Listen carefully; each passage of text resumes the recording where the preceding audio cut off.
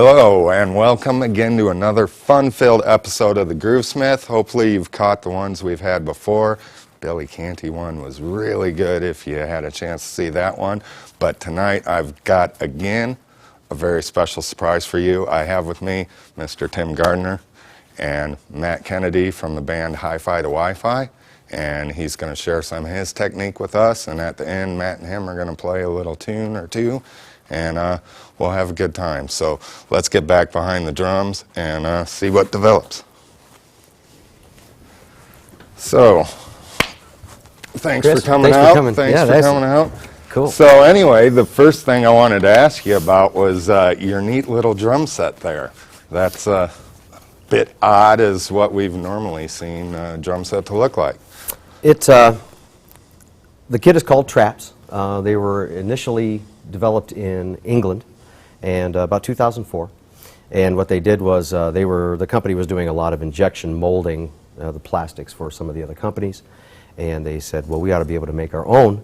So the name Traps actually comes from shortening of contraptions, which was over in the UK apparently is what they like to call drum sets. They called them contraptions. Right. Well, originally drum sets were called trap sets before they were drum sets. Before they were drum sets. Because they had all manner of junk. Yeah, all manner of junk and contraptions and stuff. So stage with them. Yeah. So actually, I picked these up in 2008, and they've done me really, really well.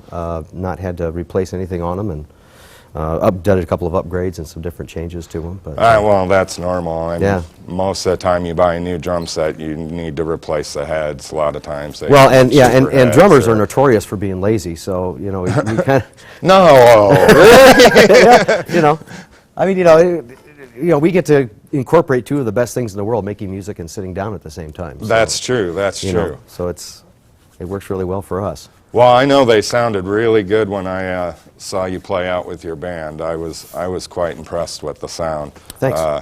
Of a shellless drum set. Yeah. You know, and they didn't have the rototom sound, but you did say that it kind of had that rototom. I did at first, yeah. They came outfitted with pinstripe heads. Just like the rototoms. Just like the rototoms did. It's kind of understandable. And so they had that kind of a feel to them. So, and it felt and it sounded that way. And so over a period of probably the first year or so that I played them, I played around with different heads. I've had now probably 3 different sets of heads on here. So, and you finally evolved to the fiber skin? Finally went to the fiber skin. And those give it a really nice kind of rich tom sound for, again, very surprising for a shellless drum to have a nice deep rich tone. So what I like about the fiber skin too is that they maintain their pitch, they maintain their tone. They handle weather differences quite easily. Yeah. And so there's very minimal tuning when you get to a gig. That's always nice. Yeah. I know a lot of times where drummers were tweaking our stuff as we set up, and you know something's out of tune. I know a lot of times my snare, but a lot of that's just from the whacking of the snare all the time. Yeah. The one lug, especially you're playing a rock gig or an outdoor gig where you're really kind of smacking the thing. So, but yeah, those sound really great. My drum teacher always used the fiber skin heads, so they have a little different feeling when the stick hits them too. Yeah, because I mean they have a texture to them, but it's not a typical right. It's not like the coated texture on these heads. It's meant to emulate what old calfskin drum heads were when before the days of plastic drum heads, which I want to say was like the 50s. Yeah, I think so. Or something like that. Sounds about Reno right. invented the Mylar drum head. So anyway, yeah, great sounding kit, and I'm sure the big advantage, of course, is when it's time to haul them out at the end of the night. It's a lot easier. Well, hauling them into a gig and out of a gig is just absolutely fantastic. Yeah, I started out using these predominantly as a practice set. At the time, the band was practicing in our guitar player's basement, and so I just got tired of lugging my down the stairs. I know my practice room's in the basement, so every time I'm playing a gig or whatever practice, I'm hauling them, dragging them up the stairs, Yeah. and dragging them down the stairs. And Matt, the guitar player, our guitar player, was actually the one that introduced me to him. He had seen him advertised, and so I started checking him out and started asking around, and nobody really knew anything about him. Yeah, I'd seen them advertised in Modern Drummer when they first came out, but you know, never had a chance to really hear them. And you know, I mean, they're not really expensive, but you know, a decent enough investment that you don't want to go out and drop. I think when they were introduced, they were around $700. Yeah. That, of course, as always, is without cymbals. Right, right, and you can actually get the upgrade with the electronic triggers and pads on them now. Oh, I bet know. that's a neat. Yeah, which is neat pretty setup. nifty. And I've got an electronic kit at home. And a lot of, at least your higher end acts are going to that. I know, like even on American Idol, they're triggering the acoustic drums they have on stage. They're using the Gen 16 cymbals. I don't know if you're familiar with those. I've never played them, but I know they're what you're talking Zildjian. about, They're yeah. electronic real cymbal hybrid. It's like a very thin real cymbal, and they've got like a mesh net or something over them that captures the vibrations. They're really kind of cool. Anyway, so that's just, I guess, a side note, but that's kind of cool that you can actually buy them with the triggers already kind of worked into the system. Yeah. And it came with the rack for mounting, I assume, but did it come with the cymbal stands as well? It came with the, when you buy it stock, it'll come with this cymbal stand and this cymbal stand, hi-hat stand, bass drum pedal, and the rack, everything you see.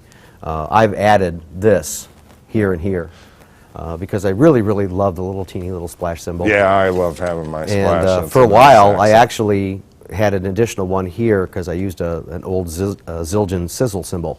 Ah. The old riveted cymbal. Yeah, I used yeah. that for a while. And then I've kind of gone away from that a little bit, but Right on. it was fun. I bet. Well, speaking of fun, why don't we get to do some playing here? Sure. So anyway, since your group is mostly a jazz outfit, why don't we go ahead and do a little bit of brushwork? Okay. I know it's something I did early on in my drum lessons, but never really had much chance to use it. I've mostly played rock and roll gigs in bands, you know, your standard kind of top 40 rock. So never had much call for brushes, a little bit of the multi-rods and whatnot, but no real need or call for brushes. So I've kind of lost my brush stroke, if you will. I was sitting down kind of preparing for you to come on and trying to, you know, remember the pattern and how to play it, and I was getting all fumbled. So anyway, why don't you show us, you know, the patterns you use? I know a lot of guys always vary the pattern, kind of make it your own, what feels comfortable, but why don't you go ahead, show us what you use, and Well, what give I us like a to use little as far as brushes go are live wires. They're a little bit more stiff, and at the end of each wire is a little bit of a bead, so it gives you a great cymbal sound.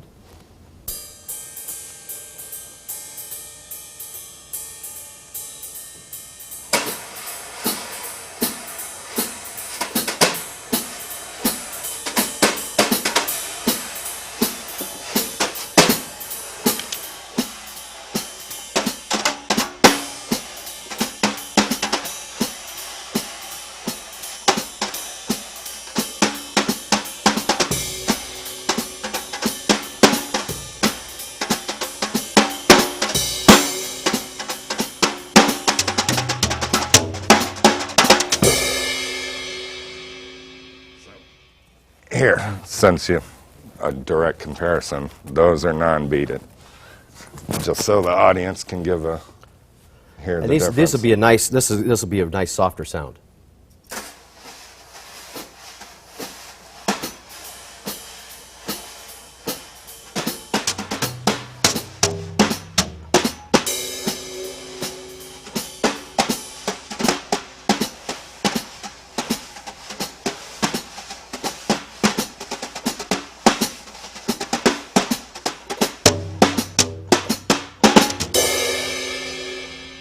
Yeah.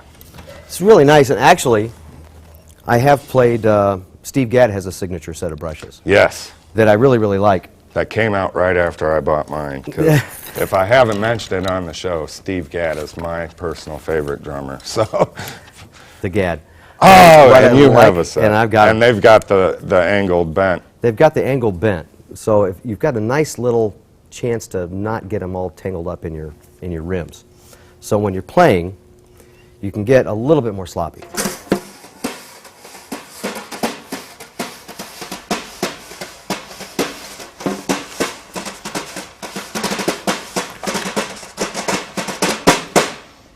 But it's still just a little bit of a different sound. But these are really nice. But I prefer the live wires. Well, as long as we're demonstrating different brushes, I happen to have a pair of nylon ones as well. So These are kind of nice.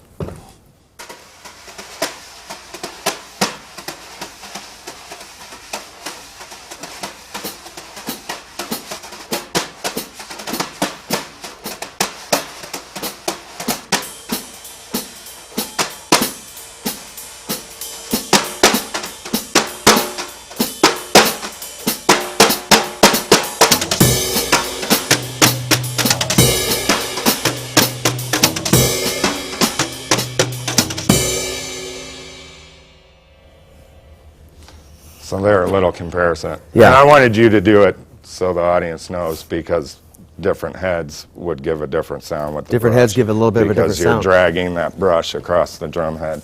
So therefore, the type of drum head you have is really going to affect the sound of your brushes on it. absolutely. And actually, if Absolutely. you play brushes, you're going to want to pretty much have coated drum heads, so you can hear a clear drum head. A lot of time you won't even hear when Just you're has a- doing that. It has a way different sound to it, almost kind of an artificial sound. Right.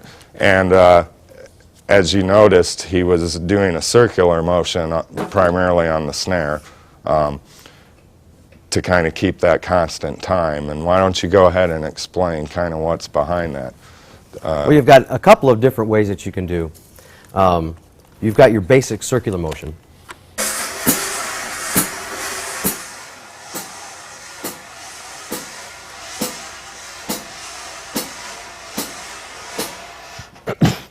And then what you can also do is you can accent it with different hits, and you can also do, if you're doing something really, really smooth, or something a little bit soft, more like a ballad, you can accent it with an additional swirl or additional circle.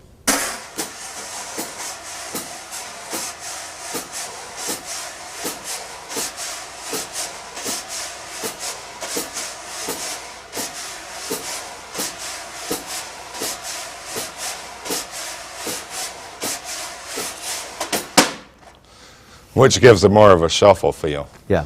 Kind of thing. So, but that main circle that you do, it's very important that that is almost like your pulse that you would have on a ride cymbal or your hi-hat. That's kind of your eighth note or quarter note pulse, if you will. So it's important that that circle stays in a steady and constant motion. You can't speed up, and actually that is something, I shouldn't say you can't, because you can certainly use that as a technique for giving it a different sound or feel. Yes. A little accent, instead of smacking it with a brush, a lot of times you just speed up for a quick little burst of speed in that circle, gives you that accent. So if you would. Well, in jazz drumming too, you don't use the bass drum a lot. The bass drum's not really, really heavy, except in solo work. So when you're using the bass drum, it's mostly for accents. So you've got a lot of ride, a lot of just, if you're using brushes, a lot of just a nice gentle swish, and then you've got your hi-hat on 2 and 4. So Yeah, because even the snare is kind of more of an accent than that backbeat. Yes. In a lot of, especially more traditional jazz. Yeah. Jazz fusion is a bit different. It leans more towards the rock and roll genre, or the funk genre, but in traditional jazz, your hi-hat is your 2 and 4. That's your backbeat, and the snare and bass are for color, if you will. yeah. So if you're doing just a nice smooth jazz feel.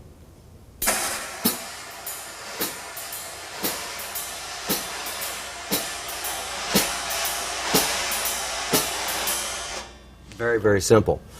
Now, if you want to go for something a little bit different, you can vary up, and you don't even have to do the swish. There are some songs where I'll use more of an accented stroke. Okay. You know, Just kind not of a just straight, tap, like not just a tap, but swish almost like back just and a forth. swish back and forth. So if we're going,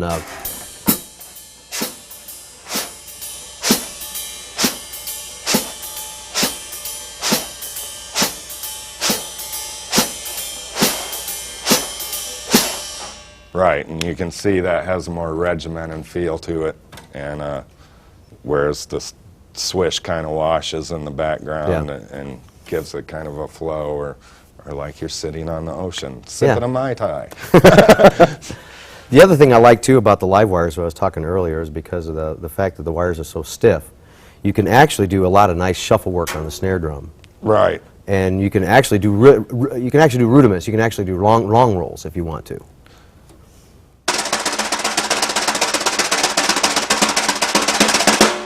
Yeah, that's rather hard with the regular set of brushes. Really hard with a regular set of brushes. Even a lot of the doubles you were doing, you know, around the kit, the triplets with the double on your snare hand, seem to look, from you doing them, a lot easier with the beaded brush than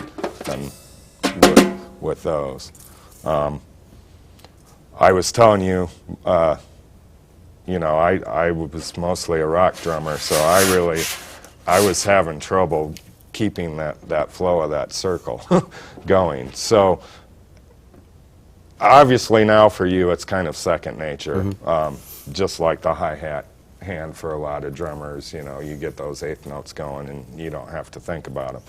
But when you were first approaching the brushes, how did you work on keeping that nice smooth? Did you like think, you know, by the count of one I should be, you know, at the quarter mark, if you think of the drum as a clock, and, you know, at the second beat I should be, you know, at 6 o'clock, and then 9 o'clock, 12 o'clock, so forth? Or Well, actually, my first drum teacher was an accordion player. Because like all good it wasn't Catholic, at Gene Van's, was it? It was at Gene Van's. I took lessons at Gene Van's. Yeah, it was at Gene Van's, and so, you know, that was my first teacher was an accordion player. So it was more feel than anything else. Yeah. So, see, and maybe that's what was messing me up, because when I was trying again to do it again, it'd been so long. I got on YouTube, you know, and was watching some videos of some of the big guys trying to teach brush technique, and that was one of the things they mentioned was, you know, 3, 6, 9, 12, and trying to, you know, obviously we're talking 4/4 time, and be 1, 2, 3, 4, 1, 2, and, you know, to kind of work out that smoothness. So that's something you may be able to use at home to do it. It didn't seem to be working out too well for me. I did it all right. I had to play, you know, in school band and brushes, and I did fine back then, but it's obviously a skill I have since lost. well, you mentioned in your first show, Chris, you were talking about muscle memory. Right. And I think that's really, really important for any drummer when you're starting to learn, is you just, it's a repetition type thing, and it can get rather boring when you're first learning how to play. But you get that muscle memory down, and everything just kind of starts to flow. So, and good point, because you should just always just keep working on things, and like he said, it does get boring, but we all did it. You took from Gene Van's too. I'm sure you went through the rudiments, and, you know, doing a 5-stroke roll over and over again. Right slow to hand lead, fast. left hand lead, right hand lead. It does get really boring. It'll drive your parents nuts. On the plus side, I drove my sister batty with it. That was always nice. So, you know, it can be a lot of work, but it is the muscle memory thing. Yeah. So anyway, you know, time is pretty much flying by here. So why don't we go ahead and get Matt out here, and this will be a good excuse to have you guys back sometime. We can talk more about the brushes and hopefully get the rest of your band. You also have a percussionist. Yes, yes. Which I'd love to have on the show. So we have our bass player is Joseph Zadeh. He's originally from the South Bend area, and incredible bass player. And we also, within the last year or so, we've brought in a percussionist named Bill Cover. He plays some LP congas, and he's all the time adding little bells and whistles to his. Yep, and that's what the his set, percussionist and that's does. what he does. The And bells he and does it whistles. really, really it's well. the icing on the cake, if you will. Yeah. So. And that's really kind of, for us, that's really what it started with, was we played, you and I played a graduation party. Matt and I played a graduation party, and Bill was going to be there because it was a party for a family member. Yeah. And so he brought his drums along, and he says, hey, can I sit in? Well, absolutely. Right. And I've known Bill for a number of years, and so it just kind of worked out that way. And Just it's kind of just clicked. grown. Yeah, it's just kind of Yeah, grown I've from there. certainly had those things happen where it just kind of clicks and falls together. So anyway, this is Matt from your band, again, HiFi2WiFi, spelled just like the internet would, and you're going to do a little ditty for us. So We're going to do a little ditty. enjoy. Yeah, this is one of our original compositions. It's called Blues for I. I particularly like this one because it's really nice and mellow. I kind of think of like maybe like a Pacific Coast Highway drive with the top down, and the weather's just absolutely perfect. I like it too because I get to use a stick and a brush. Right on. So I get to use a little bit something different. All right, well, here we go.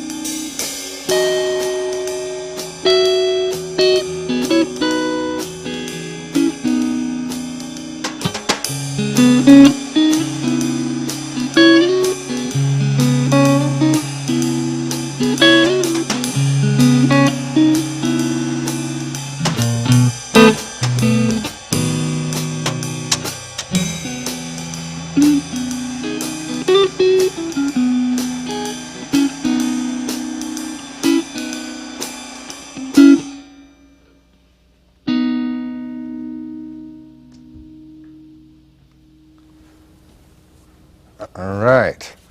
So thanks, guys. That was really sweet, man. And you can see you don't always have to bash the drums. Sometimes a nice light touch is all you need on that. And hope you were paying attention to his brush hand, especially since that was kind of the topic of the day. And again, I thank you guys, and hope to get you back here soon with the whole band. And why don't we have you guys take us out? Okay.